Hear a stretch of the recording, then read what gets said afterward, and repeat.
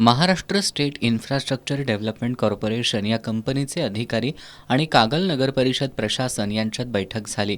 या बैठकीत येळगुड ते निढोरी या कागल शहरातून जाणाऱ्या राज्यमार्गाच्या कामाबाबत आढावा घेण्यात आला।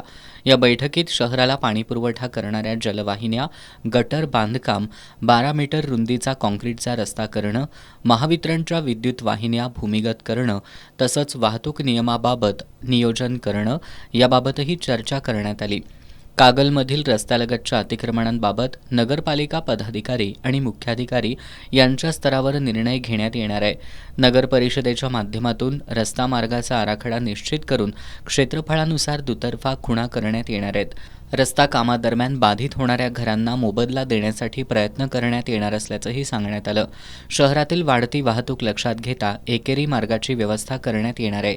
या राज्यमार्गाचा मौजे सांगाव ते कागल हद्दीतील सांगाव नाकापर्यंतचा भाग पूर्ण झाला असून सांगाव नाका ते बसस्थानकाजवळील छत्रपती शिवाजी महाराज पुतळ्यापर्यंतचा काँक्रीट रस्ता 3 टप्प्यात करण्यात येणार आहे। काम सुरू असताना एसटी वाहतुकीला अडथळा होऊ नये यासाठी स्वतंत्र नियोजन करण्यात आलं असून प्रवासी आणि विद्यार्थ्यांनी सहकार्य करावं असं आवाहन आगार व्यवस्थापक संदीप पाटील यांनी केलंय। सध्या राज्य मार्गाचं काम चालू आहे। त्या अनुषंगाने कागल सांगाव या मार्गावर वाहतुकीमध्ये अंशतः बदल केलेला आहे। इचलकरंजी मार्गाकडे जाणाऱ्या बसेस याच्या कागलमधून ठाकरे चौकातून जात असताना बिरदेव मंदिर मार्गे जातील आणि त्या पुन्हा कसारेवाडीतून पुन्हा गहिनीनाथ नगरपर्यंत जातील व तिथून इचलकरंजी मार्ग कंटिन्यू करतील आणि येणाऱ्या बसेस ज्या आहेत त्या नवीन वसाहत जुनी वसाहत करून बिरदेव मंदिर मार्गे पुन्हा ठाकरे चौकातून बसस्थानकाकडे येतील।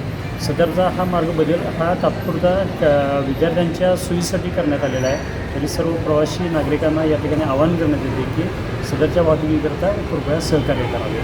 धन्यवाद। या बैठकीला MSIDCचे प्रोजेक्ट मॅनेजर श्रीशल मलकूड, सतीश चौगुले, अभियंता अर्जुन बिरादार, उपनगराध्यक्ष जयवंत रावण, मुख्याधिकारी अजय पाटणकर, भैया माने, चंद्रकांत गवळी, वीज वितरणचे A आळवेकर, अभिजित चव्हाण, पोलीस निरीक्षक BS पाटील, अरुण लाड, सुनील पाटील यांच्यासह नगरपालिका पदाधिकारी आणि अधिकारी उपस्थित होते।